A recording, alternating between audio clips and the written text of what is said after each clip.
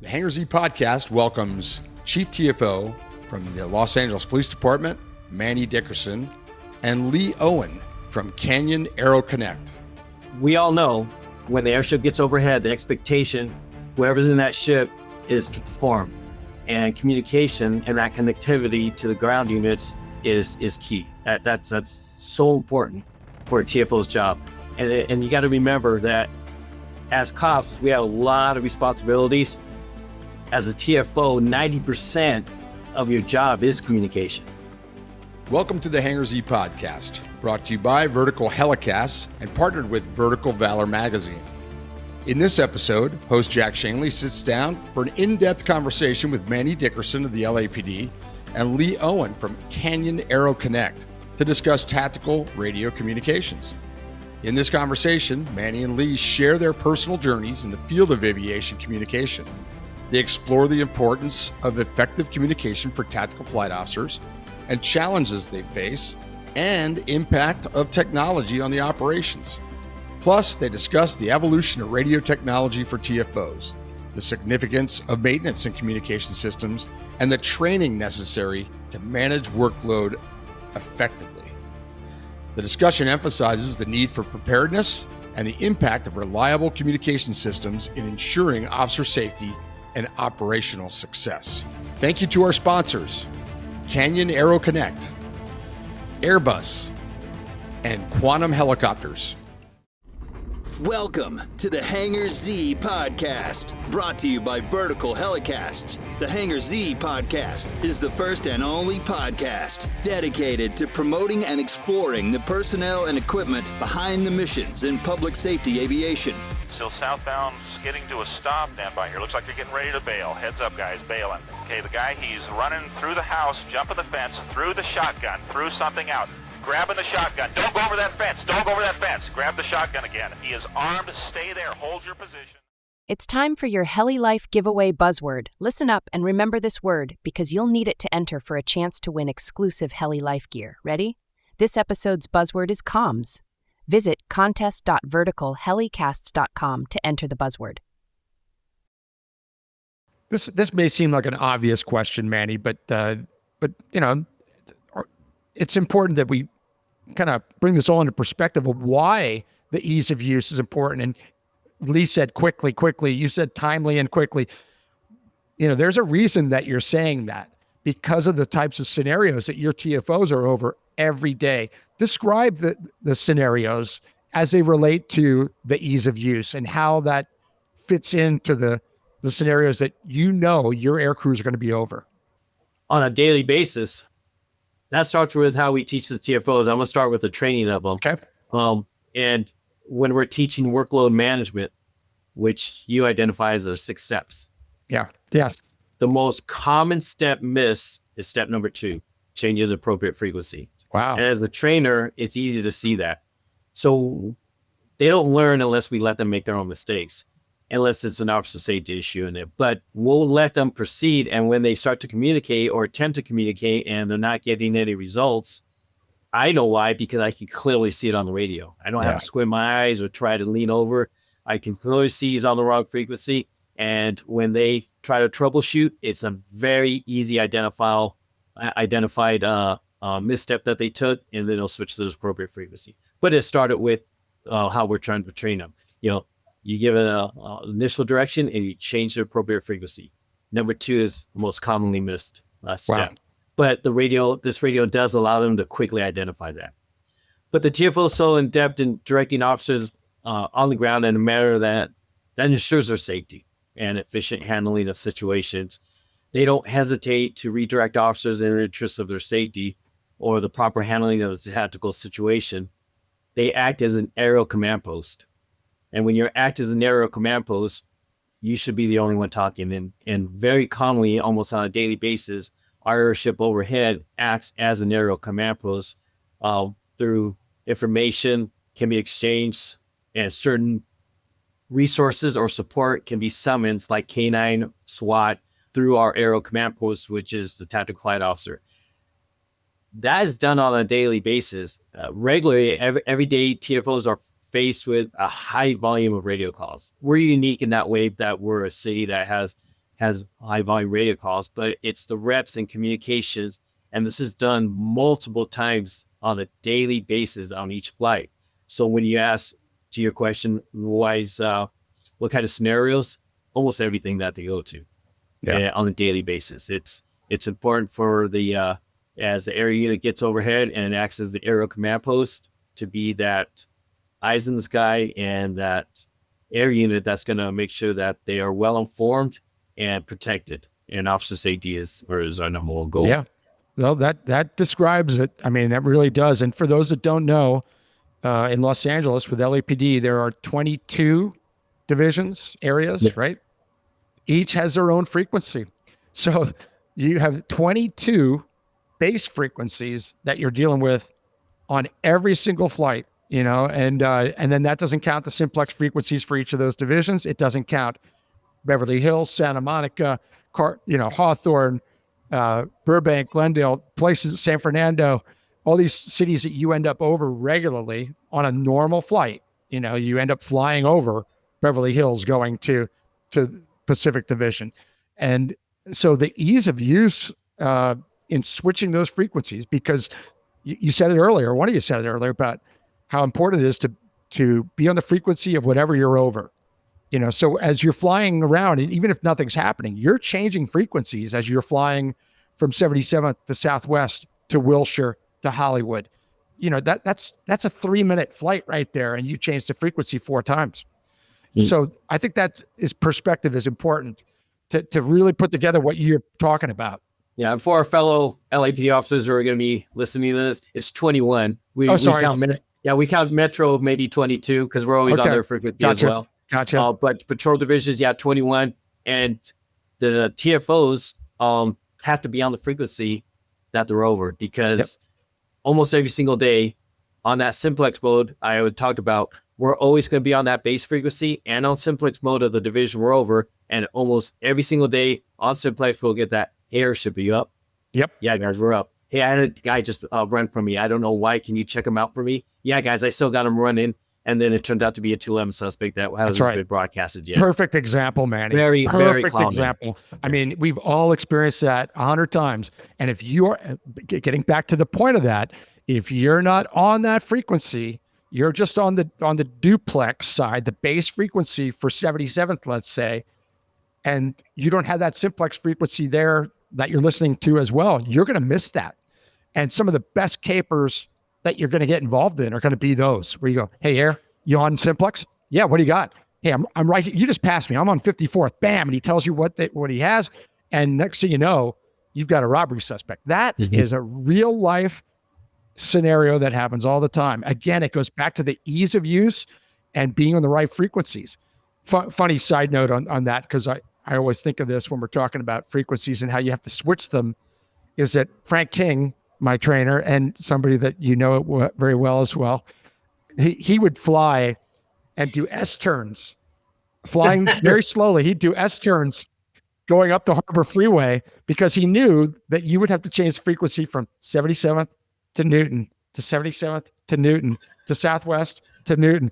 Every time that you went over the Harbor Freeway, you were being looked at, or is the TFO changing the frequencies?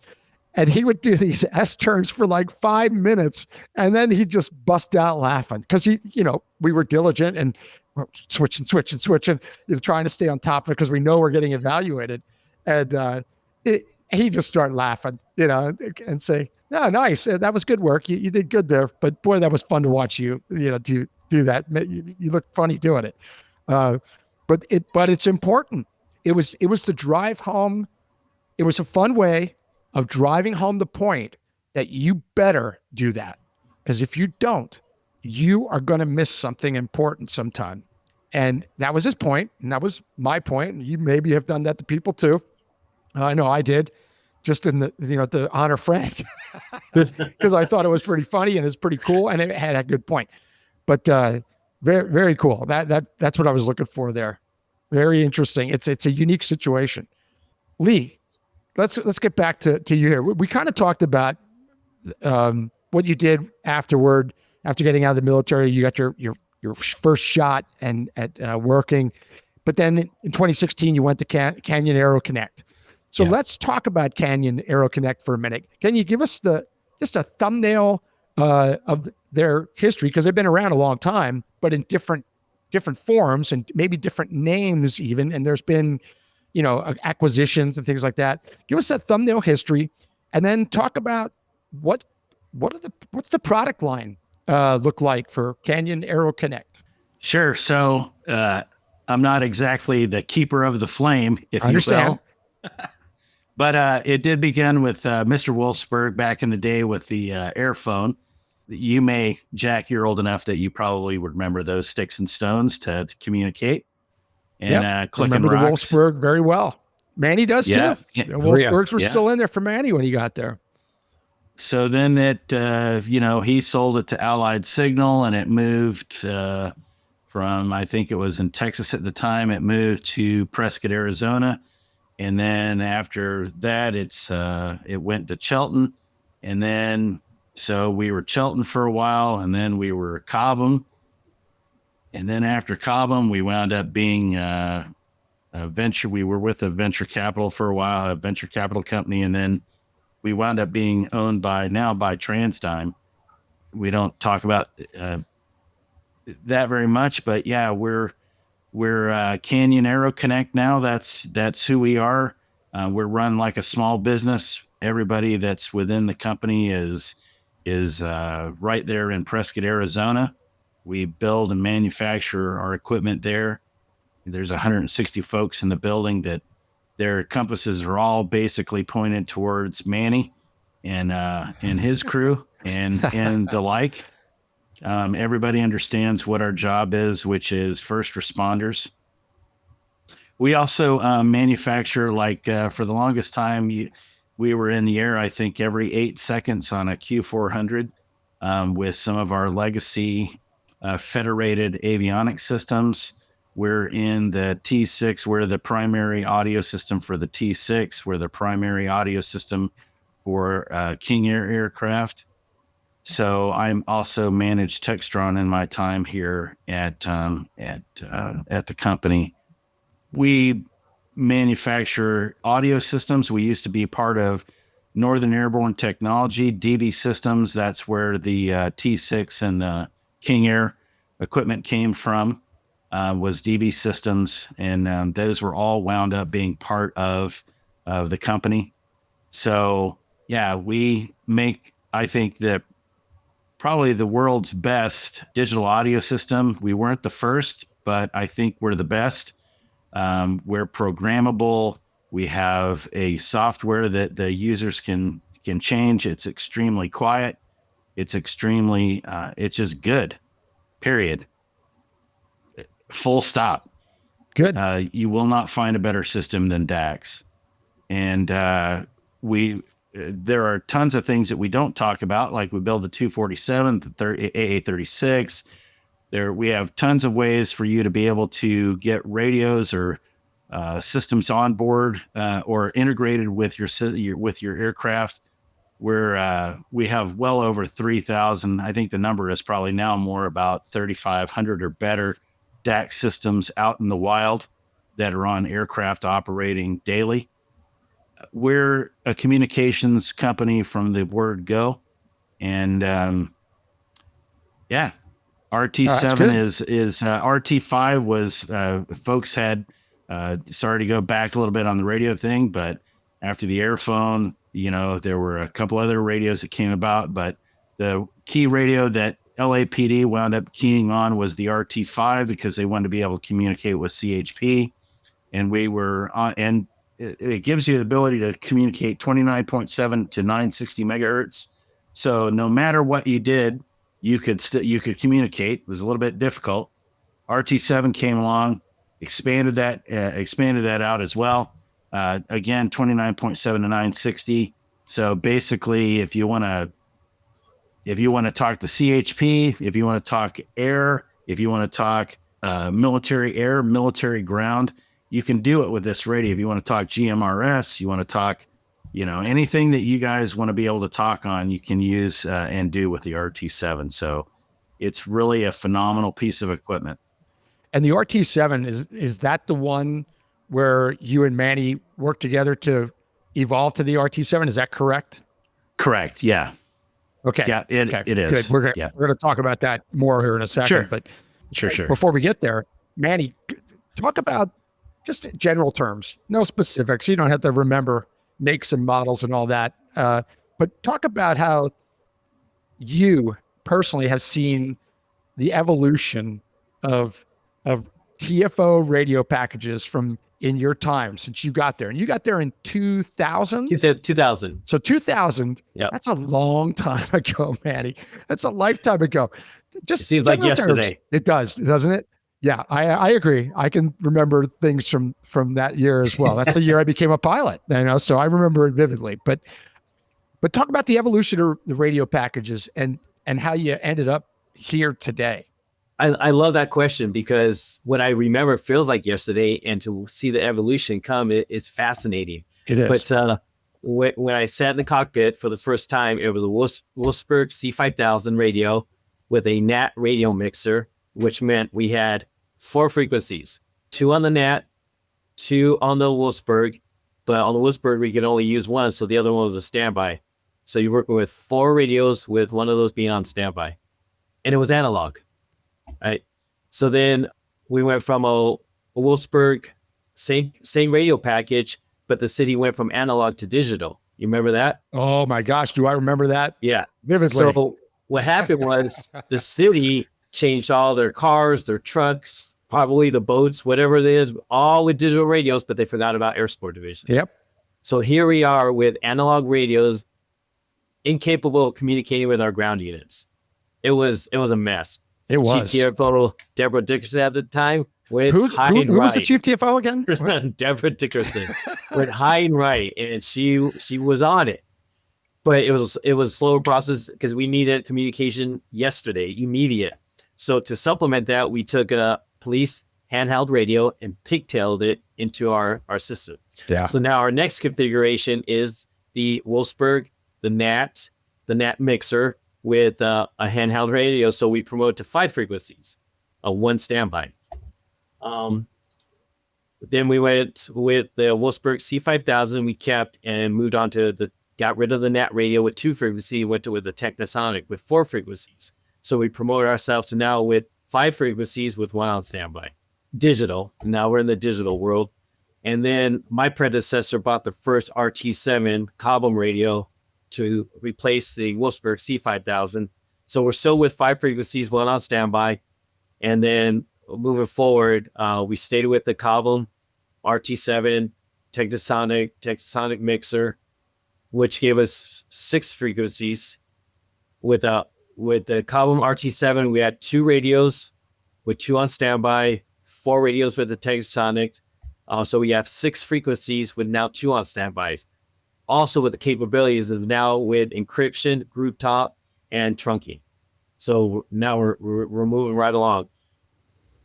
Now we're currently with the Canyon RT7 with the Technosonic mixer and 1 radio with 6 frequencies, 2 on standby with encryption capabilities, group talk capabilities, trunking capabilities, military frequency capabilities, UHF, and wideband frequencies, all in 1 radio.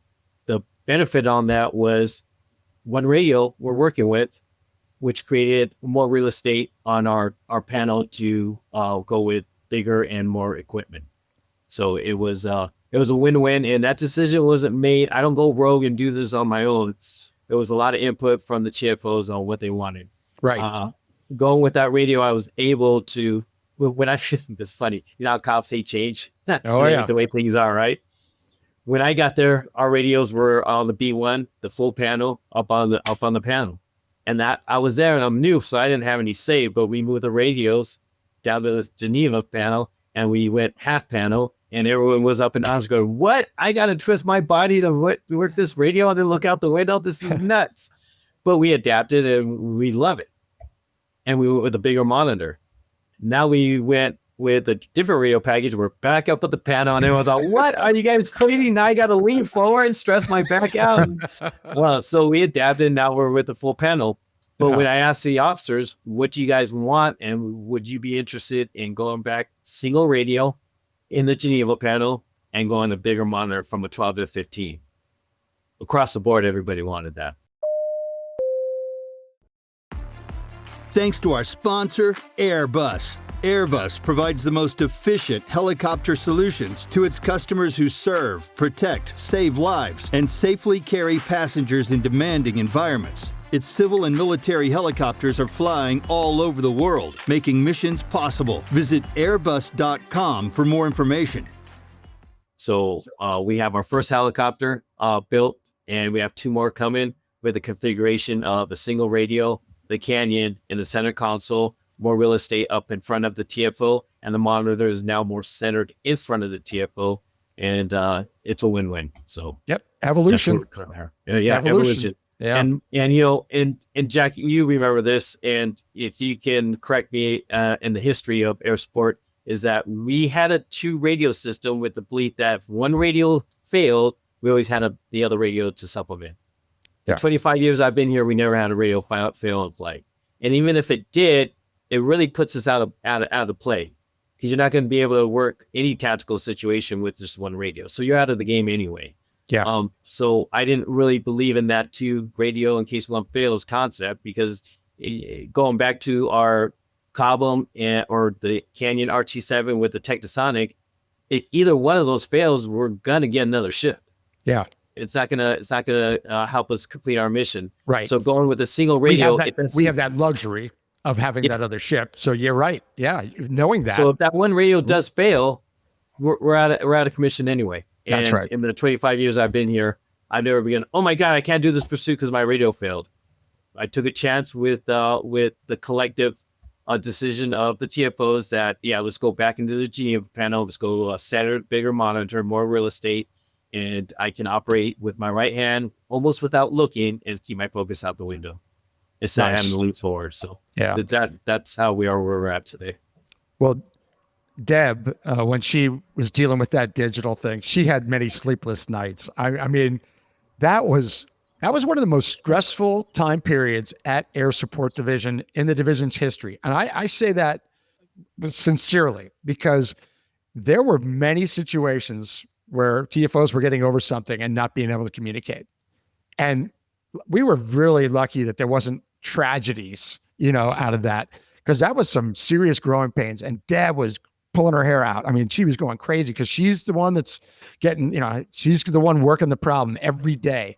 I mean, She worked that every day for months and months and months. And I remember one time going, just cleaning up a little bit, getting rid of stuff that we don't need anymore, finding that file with these 15/7s with Deb's nasty grams and emails. Oh, yeah. I'm like, I wouldn't want to be on the receiving end of it. So no, she was on it. And she was the perfect person for the job. I mean, Deb is very nice, but she's a pit bull. And, when something has to get done, better stand clear. And especially something like that. Yeah, I think you probably have a good feeling about that. For those that don't know, they're married. But and they've both been chief TFO, and it's a really cool story. But Deb's been a guest on the Hangar Z podcast as well. She's very accomplished in her own right. But the point is that that was a stressful time, and it just shows you how important communication is, because it was just a nightmare. And it is, and it relates to when I found out, and we never done this until I implemented the quarterly radio checks.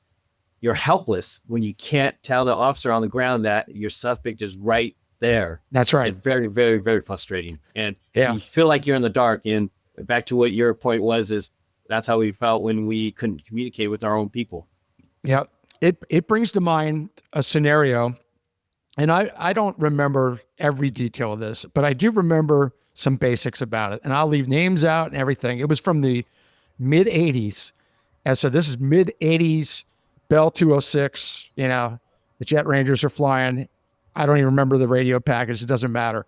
But there was a situation right on the border of Southeast and 77th, and it's fluid, and there's agents, there's 2 different divisions there, and suspects running with a gun.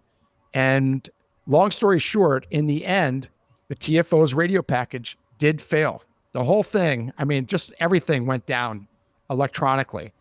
And while the TFO is working that issue, there's a blue on blue shooting, friendly fire shooting that happens underneath them. And an officer was wounded. He's from 77th and survived, but seriously wounded. One of the first people that the investigators came to was the air crew and said, hey, what's going on here? Why didn't you stop that from happening? Why didn't you guys stop that from happening, the crossfire situation?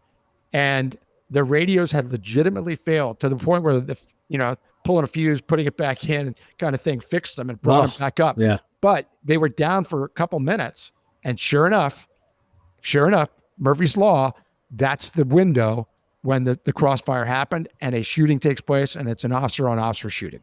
So it just shows you the importance of reliable, quality radio systems and good communicators using those radio systems. Because when you don't have them, bad things can happen. And that TFO was one of the best TFOs there was. And it doesn't matter. It doesn't matter how good you are if you can't key the mic and tell somebody, don't go around that corner, or crossfire. It doesn't matter how good the radio is. It doesn't matter how good you are. You both have to be working. So that's why this conversation is so important. Things like that can happen. Yeah. If you had to pick out, I have a question for you, Jack. Go ahead, Lee. So my thoughts immediately go to the fact that you guys have a PA on board. Does the PA not effectively work for communication to the ground once you go into a great Nordo operation there? Could he not have gone directly to PA? In 2025, easy. Flip it to the PA, they're going to hear every word of it. Every word. In 1985, number one, I'm not sure if there was PAs on all the Jet Rangers. I want to say yes, but I don't remember. Number two, I mean, it was not effective. Not like today. The PA systems today, I mean, Rockstars. Yeah. Incredible. You can hear every word, but in 85, they do canine announcements and stuff. And well, actually in 85, there was no canine announcements, but they would get on it and every now and then to say something. And you just go, what was that? On the ground. What was that? Charlie Brown's mom's flying that aircraft. Exactly. So it was an excellent question. And it would be a good option in today's world. Yeah. Go ahead, Manny. Yesterday we had a pursuit, really good pursuit. TFO's doing a fantastic job. Puts himself in a large parking lot. And while he's directing officers to that suspect, other officers responding, the pilot, Chris Message, gets on the PA and starts broadcasting the officers responding to start putting up spike strips on the exits. Yeah. Us listening can hear both. We hear the bass frequency, but while he's broadcasting on bass frequency, we can hear message. That's how loud clear that PA system was. Isn't that something? Yeah. That is so cool. That's awesome. That is so cool. Oh. And it's cool that Chris was, well, I'm not surprised that Chris would think to do that. I mean, very experienced TFO, became pilot. So there you go. Value in that. And I use him as a TFO instructor. Oh, perfect. Perfect for that. Chris is a good dude. Wow. If you had, we're just looking at the clock, this has been going great, but if you had to pick a couple main factors in developing the RT7 from your perspective, Manny, what were the main factors that you shared with Lee and with the engineers at Canyon AeroConnect that were the most important things? Well, one, I don't want to say me, I want to say we. I understand. Because I did collect a bunch of TFOs and pilots who were former TFOs to have a say in this. Good. I'd like to take the credit, but the Canyon sent a team down and they spent, I believe, a week with us. And we had a grease board. And I have a picture of this grease board where we have all kinds of drawings up there. And it was all in the spirit of the GUI, the user interface. And what we were looking for was the clarity, easy on the eyes without so much clutter. And we were really wanting what I think Lee dubbed the quick buttons. Tiles that we didn't want to go into a menu, add an extra step to go things. We wanted at our disposal right in front of us. And it kind of reminded me like when we went from steam gauges in the cockpit as pilots to glass, where all that information is in front of you at a glance. Instead of doing what we were taught to scan gauges, all you have to do is look at this the on the glass cockpit, and all your information, airspeed, altitude, attitude is all right in front of you. I relate that to the GUI we created on this radio system. At a glance, you have 3 tiles with 3 frequencies on the top, 3 tiles with 3 frequencies on the bottom, all in a blink of an eye. I don't have to look anywhere. It's all in front of me, with the main frequency being centered in front, bigger, right in front of you. And right on the side, the TFOs wanted quick buttons to go to simplex, duplex, quick memory, relay, everything at the touch of their fingers, all in one glance of the GUI. So back to your question, it was those things that when we talk about the TFO DNA, that TFOs put into the existing TFOs that put into the what they wanted in this radio when it came to that. And when the Canyon, in my opinion, made the mistake of saying, we can make it whatever you guys want, that's when the TFOs went to town. This is what we want, and this is how we want it. That's cool. That's cool. When a manufacturer of anything comes to you and says, hey, we can do anything you want, you know, stand by. Hold my beer. Yeah. Shotover comes to mind there too. I mean, absolutely, 100%. Tom Churchill and Shotover, they do that as well. And Tom Churchill did the same thing. Yeah. Send the team over and says, what do you guys want? Yes. Well, are you ready? Are you ready, Tom? Are you ready, Lee? Because here we go. Lee, talk about. You know, it's. Oh, go ahead. It's also a little bit of a shout out to our team too. Our vice president of engineering, Heiko Bayer, and Rick Hamilton, who at the time was and still is I forget his actual title, but it's I'd just say he's the head of all of our software engineering, and you know, manage the 1 million+ lines of code that are the RT7. And Bill Morgan, you know, his right-hand man, you know, those guys sat down and said, okay, we see what they want and we know what the art of the possible is, and how do we implement what they're wanting. So it was not easy for those guys to go in and do that, but they had building blocks of what they wanted to do. So it was just, again, implementing the ideas and again, pulling those threads out of what the art of the possible was and building that radio. The building blocks were all there because of the work that they had done, but it was the leadership from Heiko. It was the vision of Rick and Bill that they actually could sit down, write the code, and interpolate what we were being given by the crew to make it happen. A little bit of a funny story, if you will. Heiko is German. He's a former German army officer. He was a maintenance officer of all things. And so he is enamored with 80s, going back to the 80s. We can't get out of the 80s, right? Oh, geez. But he was enamored with the 80s movie Blue Thunder. Of course. And when he came to LA, he was like, we would point out, well, this is where this happened and this is where that happened. And he was all enamored with that. And so the actual version of software that is written for, that encompasses all of the changes that LAPD had asked for, is actually known within our walls and outside of our walls as Blue Thunder. Yeah. Because he came to me in his German accent, of course. Lee, is it okay if we call this Blue Thunder? And I'm like, sure. Sure, yeah. You're a big man. I'll do whatever you want. Just get it done. Whatever Manny wants, and you get it to work in the radio. I don't care if you call it late for dinner. That's perfect. That's perfect. He probably really enjoyed being on the deck where that was filmed. Very much so. Yeah. Very much so. And just side note, since you brought it up, Blue Thunder was filmed there before LAPD Air Support occupied that facility. They filmed it. And then when they were done, LAPD air support moved into Piper Tech to Hooper Heliport. That's pretty cool. Yeah. So very interesting. That's a neat side story. Thanks for sharing that.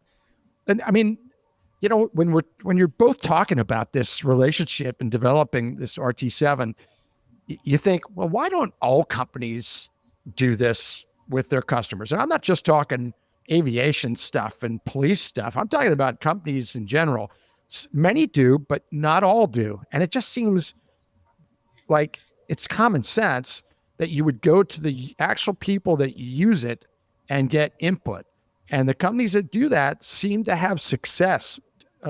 Talk about that from your perspective, Lee, about the importance of that from Canyon AeroConnect and why that worked in this situation.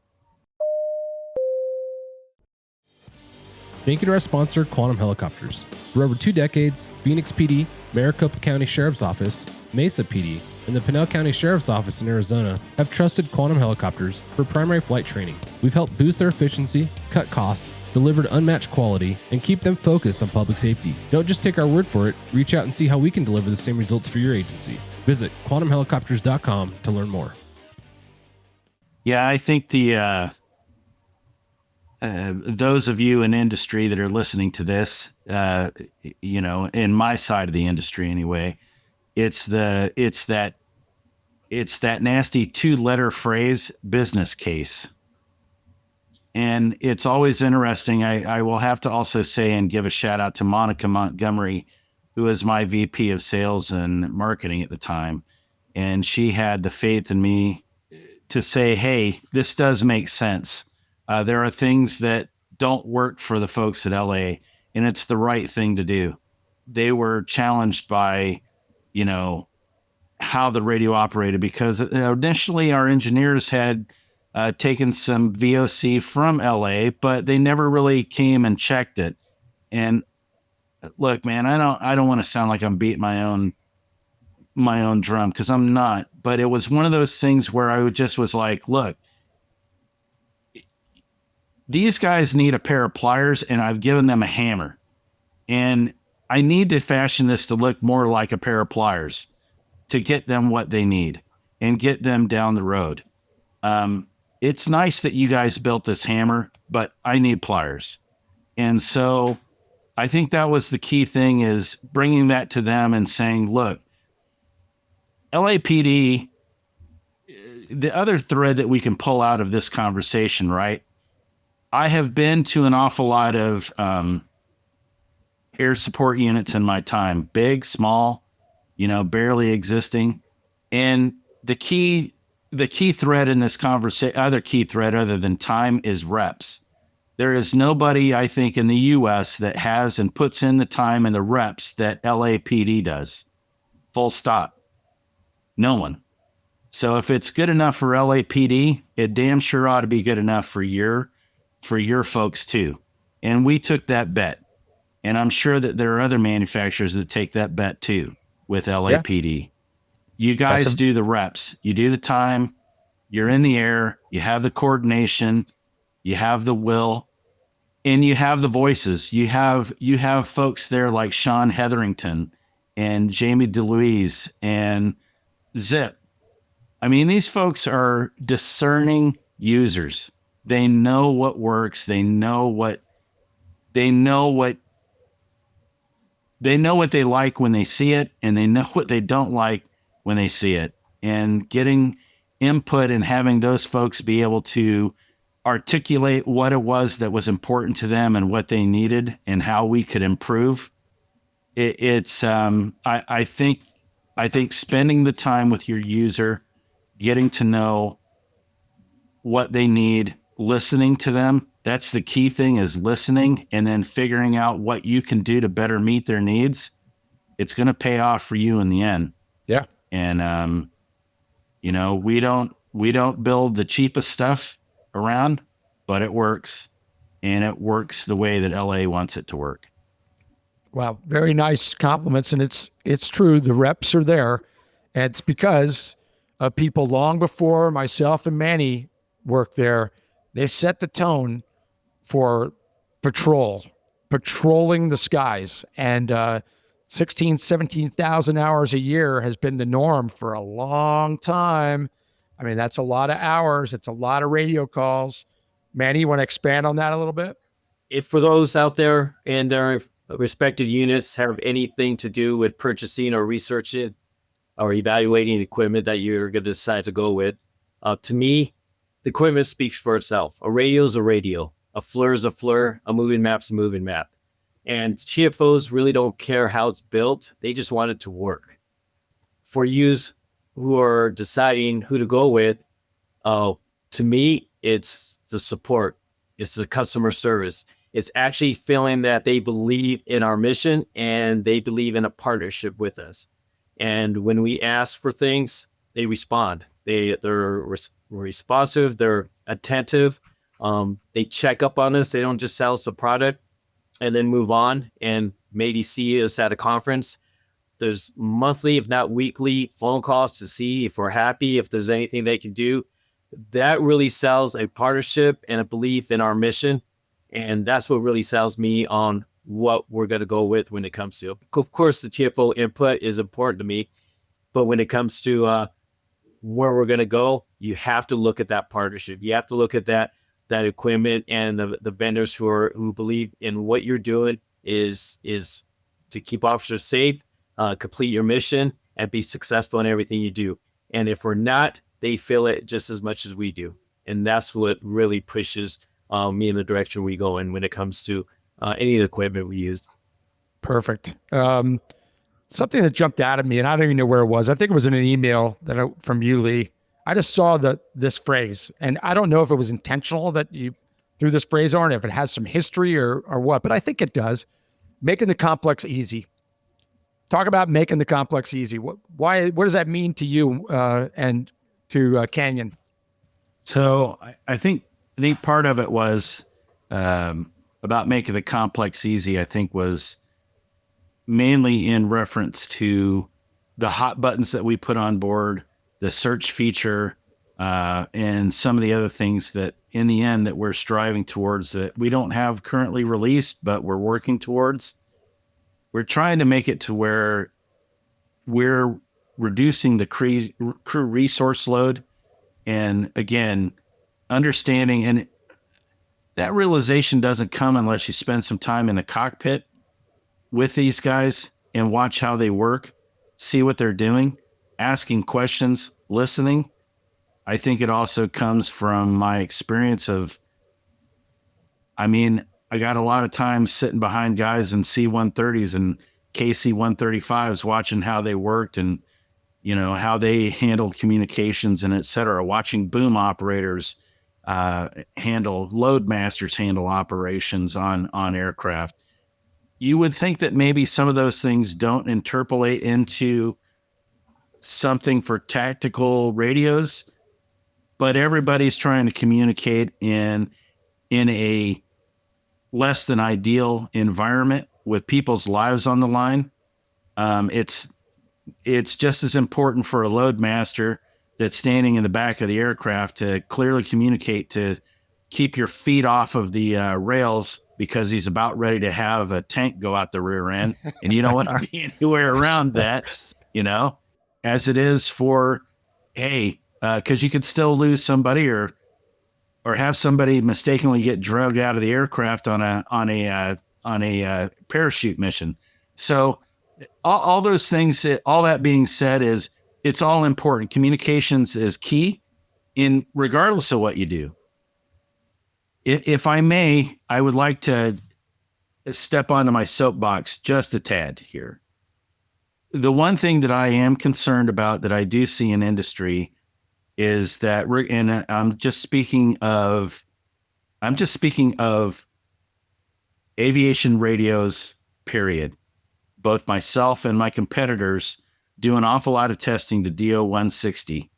We do an awful lot to make sure that keeps air crews safe, that instruments don't do weird things in the middle of the night that they shouldn't, that when you transmit on a radio, that you're not all of a sudden seeing high EGT or torque doing weird things. Your FADEC doesn't do something goofy. And I worry about folks that have decided that they're going to spend an awful lot of money on their sensor. They're going to spend an awful lot of money on their uplink or downlink systems or whatever neat gadget that's out there. But then when it comes time to put in aircraft radio, they have now run out of money, and they are deciding that they're going to go down and see their land mobile radio guys and put in a car radio. Yep. And I have seen this time and time again. Well, I didn't have money for it, but they got a brand new camera hanging off the aircraft, and they're calling it good. I would just implore you to please don't fall prey to that. Always remember, going back to the thing about budgeting and what you're looking at, as far as regardless whether you buy my radio or not, I would implore you to make sure that you're buying a radio that is aviation qualified, that it has been through these tests, and I would ask that you make sure that you're budgeting for your communication systems.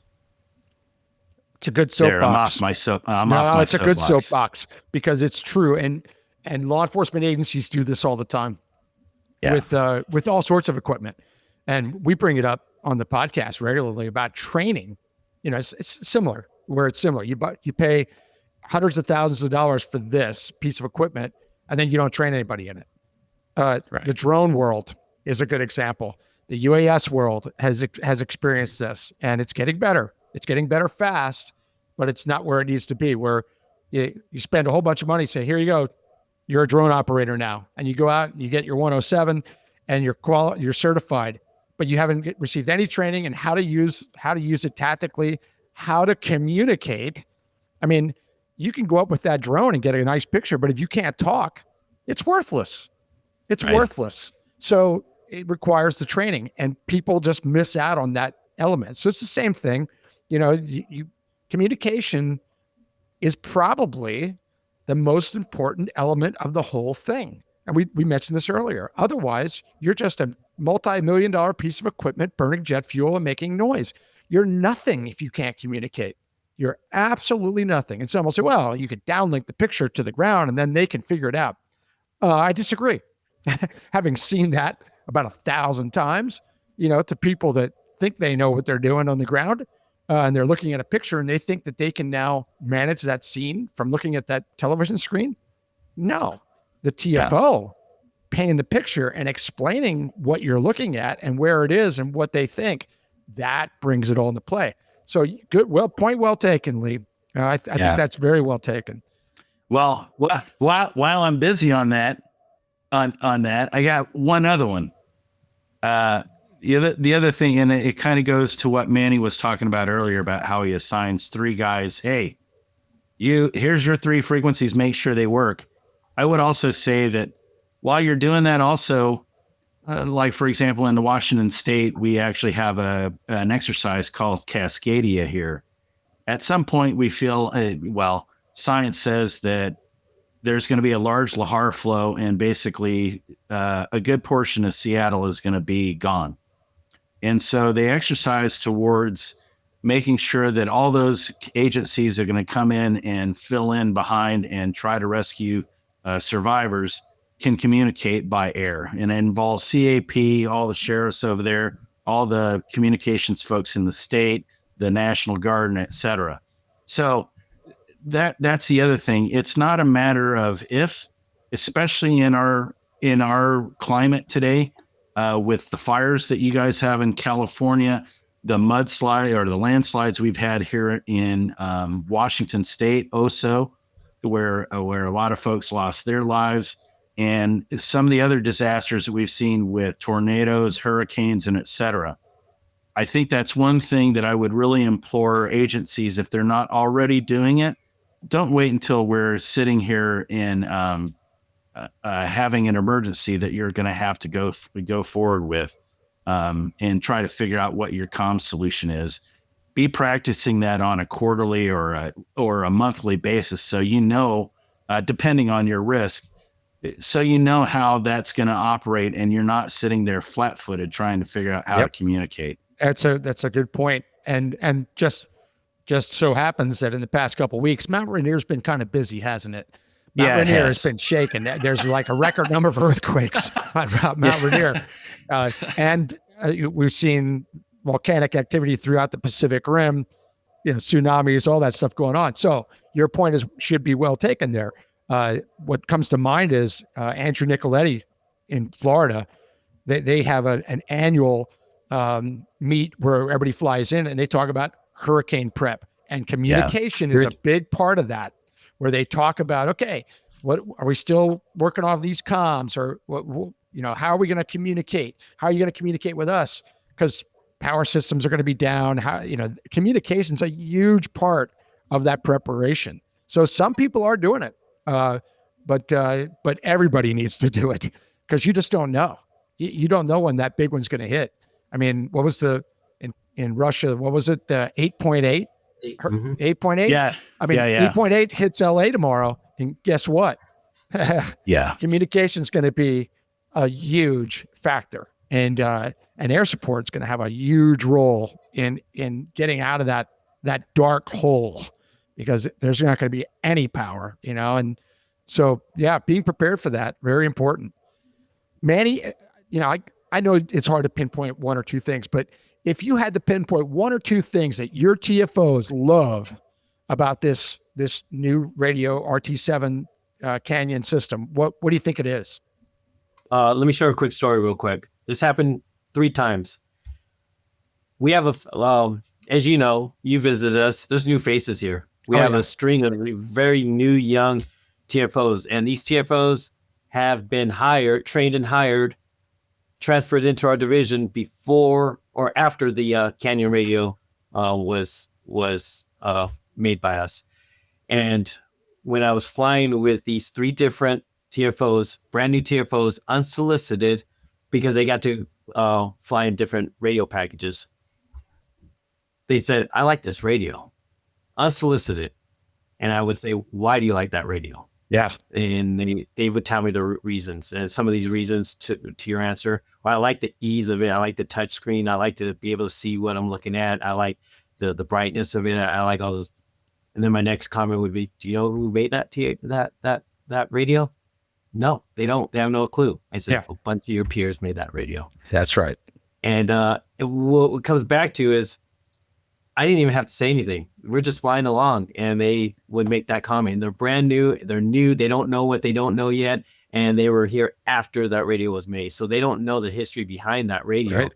And 3 times unsolicited comments. So back to your question, the comments I get, or the features that they like, I think is the all-in-one, that clarity and the features, the quick features, and the ability to use that radio so easily, and its position.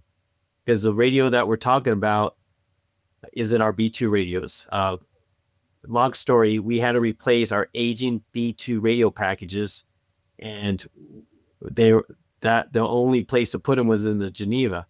Well, the radio package in the B3s didn't fit there, so we were almost forced to go to a single radio system, and that's when we talked to Canyon, and this was introduced. What do you guys want in radio? Right. And we're able to get everything we want in the Geneva panel, and I think that was the biggest feedback I've gotten from the TFOs, the new TFOs. That's really cool that happened. That they came unsolicited. They say how much they like it, and I love that you shared with them. Well, your peers, help make that happen. So, and we talk about it in the podcast all the time. Fresh set of eyes. Sometimes the newest people in the unit, no matter what unit it is, no matter what job it is, the newest person coming in can share something with you that either validates something you're doing or shows you something that maybe you shouldn't be doing, where they go, hey, I'm curious, why do you do this? You go, well, that's how we've always done it that way. Well, I noticed this. And it ends up being something you go, oh my gosh, I've never thought of it from that perspective. And they've been here 2 minutes and I've been here 10 years, Same thing happens in the positive, where they say, boy, I like this radio. I mean, that's a fresh set of eyes that's saying that, and it validates what you accomplished, what you both accomplished in getting that product into an aircraft. That's really cool. That's really cool. Thank you to our sponsor, Canyon AeroConnect. Canyon AeroConnect has been a trusted leader in airborne law enforcement communication since Paul Wolfsburg introduced the first flight phone in 1970. While our name has evolved, our commitment to innovation and quality remains strong. Contact us today at CanyonAeroConnect.com to explore our latest mission-critical solutions. And not only that, is this newest TFO is the future here. Yeah. And when he gains more experience, more reps, more skill level, he may come up with another idea of that radio. Yeah. And that's fresh ideas, fresh set of eyes. I mean, the future, it's gonna be neat to come back and visit and see what they're doing. Oh, no doubt. No doubt. Well, as we wind down here, I do want to ask you, Manny, give me a personal, real life air crew. It could be as a pilot or a TFO or as a trainer, a personal example how the radio package made a difference in the outcome of the incident. I know you have many. And what comes to mind is setting perimeters. Yeah. Setting a perimeter on a neighboring city with its own municipal PD, with a school involved even. Yeah. Okay, that's a very common experience. En route, the ability to switch to the appropriate frequency for the TFO and recognizing the bordering agency and switch to that agency and establishing direct communication with the outside agency and a school police which is another agency. Oh, by the way, which is happening right now as we speak. There's a perimeter around the school as we speak.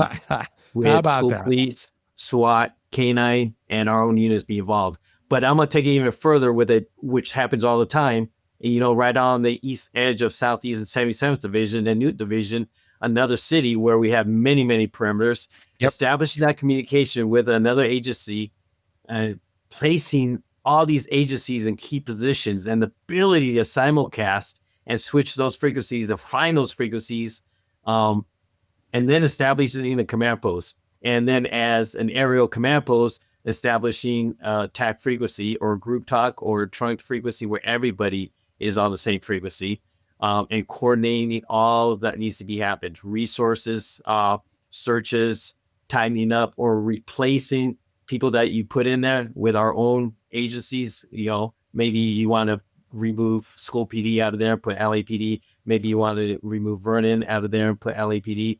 But in the meantime, they're a huge resource with a situation that needs to be locked down as fast as possible.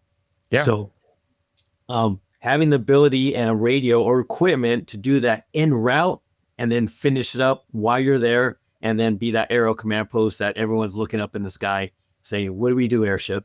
To be able to have that ability is paramount. Yeah. And like you said, daily.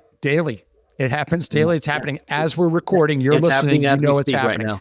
And we've been going, but once we started this, I was listening. I had to turn my radio off, but we have one of our very talented TFOs who actually has his DNA in this radio too, setting up perimeter around the school for a suspect that unarmed suspect that ran into a school. Yep. So, I mean, some people go, well, that's, I hear this all the time when I'm teaching. Well, that's LA. That's big city stuff. Hold on a second. Yes. Lee said it earlier, reps. I call it volume. You can call it whatever you want. Yes, we have lots of reps. We have lots of volume. Some of that is good. Some of that's not good, that there's so much crime. However, it happens everywhere. You don't know what's going to happen and where it's going to happen. You just don't know. This morning, before we started recording, I looked. I have no idea what's going on, but at Fort Stewart, there was an active shooter in Georgia at Fort Stewart on the base, and near a school. So it's like you don't know where things are going to happen. You don't know when you're going to be over that. So it affects everybody. Everybody's got to be prepared, and that means your equipment has to be prepared too, not just your personnel tactics and your knowledge and your experience, but is your equipment ready for that scenario, for that natural disaster, for that perimeter with the school with an armed bad guy? So good. It's really good that we're talking about communication. Yeah. And to go back to what you mentioned earlier about that small city, the small city. Well, that small city is relying on a bunch of resources coming their way. Yep. Who have their own frequencies. And you have to have that ability to be able to talk to everybody. And That's be right. able to coordinate. Yeah, and I think that's the other thing too, is the study of outcomes, right? It's kind of like, so if we don't see that going across the North Atlantic that you might run into an iceberg and sink a ship, you know what I'm saying? Yep. You may not want to do that. So again, it's the study of outcomes. If Manny in his class, and when you're there, Jack, with your excellent portion that you do in that, if you're not listening or studying what is going on, or the reasons that you would do a perimeter, or the 6 steps that you guys take to get an aircraft moving in the correct direction, you're kind of missing out, man, because these guys have the reps. So there's a reason that they do what they do. And if you're thinking that because I'm little city or I'm mid city and I don't need to do what they do because we're us and we're special, are you? That's right. That's right. And we emphasize that fact. I know Manny has in his time as chief TFO with the aircrew course that, we get lots of reps, we get lots of volume, but we're not saying we do it perfectly. No one has ever said that at our shop. We make more mistakes than almost anybody because we're involved in so much and we're willing to talk about them. Some people aren't. There's people that keep them to themselves. They will not talk about their errors. They will not talk about their mistakes. We do. I mean, geez, constantly. That you learn more from mistakes than successes. So with that, kind of the last question for you, Manny, retirement's fast approaching and your last aircrew course is this October. How you feeling right now? Right now? Yeah. Let me go back about maybe 6 months from now. Okay. High anxiety. Yeah. I love this job. I have a passion for this position. I have that calling. I always have to be able to be part of a team that believes in what they're doing and doing the right thing. Today, a little bit of excitement. I'm starting to switch gears a little bit. Yeah. I like to think that I've developed a program, TFO program here, that's a turnkey. So whoever takes my position can just continue on and make their own flavor or twist to it, or whatever they want to do. But it's a turnkey program that I hope continues on. And when it comes to the aircrew course, I'm going to miss that. Yeah. And I hope that I'm invited back to participate, maybe teach a class or two, but still be involved, because I doubt I will ever get rid of that passion or that my heart that is with LAPD Air Support. It's a great unit. It's a great organization. I have awesome peers, supervisors, friends, and I'll miss it, but I am excited. Good. That's turned into a little bit of excitement. I'm glad you have switched gears from anxiety to excitement, and because great things lie ahead. Trust me on that. You never know what's going to happen, and I'm glad to hear that you still want to be involved in that. That's the aircrew course is very important. I mean, that really important to the division, and we recognize that, and our predecessors did, including Deb, who had a big role in that aircrew course. Not everybody that has come through air support has appreciated that. You know what I mean? There has been some leadership that go, I don't think we have to do that. That takes a lot of, oh no, you're that person's clueless. First of all, I won't name any names, but they're clueless. It's an important thing to share this information. That's how people learn. So you'll be missed there, Manny, no doubt about it. But you still got some time to go, so keep at it. And I'll be seeing you here sooner than later here in October. I'm looking forward to it. Yes, yeah, I do too. I do too. Lee, kind of wrap us up here. Give us a wrap with here at the end, just a couple minutes on Canyon AeroConnect. What's going on there, right now that you want to talk about? Well, one of the things that, again, listening to customers, United States Forestry Service came to us and said, hey, is there any way that you could give us enunciators on our audio system to have it be able to recognize when a call was coming in, because we're having to buy these aftermarket annunciators. We really don't want to do that. We already have an investment in some of your audio systems. Can you guys help us with building an annunciator? So I took that as a project. Again, got that work with Jeff Martin, our business unit manager for audio, and was able to get that done.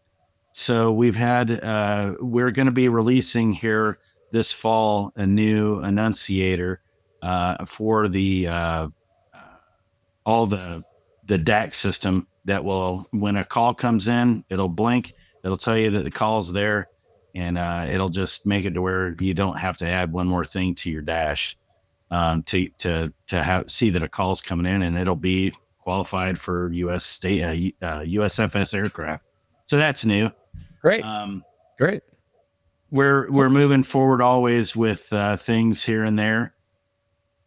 I don't have anything else really to announce that we're coming out with. As always, our engineering group is taking VOC, voice of the customer, and interpolating that into products that they can use. You don't always see what we're doing because we are very diverse in what we do. So we have numerous different platforms that we're in. So sometimes what you may not see here in airborne law enforcement, we may be doing somewhere else, and it may have a direct correlation. Sometimes it does, sometimes it doesn't. So, but Good. we're always trying to move forward and innovate. We're really glad that you were able to take the time and spend some time with Manny and myself, and a short time with John to talk about this important topic. Like I said in the beginning, we've been talking about this for a while, and it finally came together. And this topic's really important. Communication is everything, and it's not just it's the people part, and it's the equipment part, and the hardware and the software, and you put them all together, especially with what Canyon did with LAPD Air Support, and you end up with a great product that a chief TFO can run with training the TFOs, and it just makes everybody better. So with that, Lee, thank you for joining us. Your expertise in this area was greatly appreciated. Manny, man, oh man, I just don't know what to say. I'm just glad that you took the time to join us too as things wind down, but there's still work to be done. And I will see you in October for the LAPD Aircrew course, which is full again. And it's great. And Lee, thank you for your support of LAPD and the Aircrew course and of the Hangar Z. Canyon AeroConnect's been there. We sure appreciate it. The Hangar Z, we sure do, to keep these conversations going, and so that our listeners and the people that watch can learn something new. And you both contributed to that today. So thank you to both of you very, very much. Thank you. Closing comment? Yep. Thank you. Yeah, go ahead. To my fellow air support units out there, I am going to miss the job. What I'm not going to miss is putting on this band. So remember, when you're going out there, you don't know how many times you've prevented putting this band on, and your equipment should not be in the distraction. So keep that in mind. Go out there with working equipment, good equipment, and take care of your brothers and sisters out there on the ground. This I will not miss.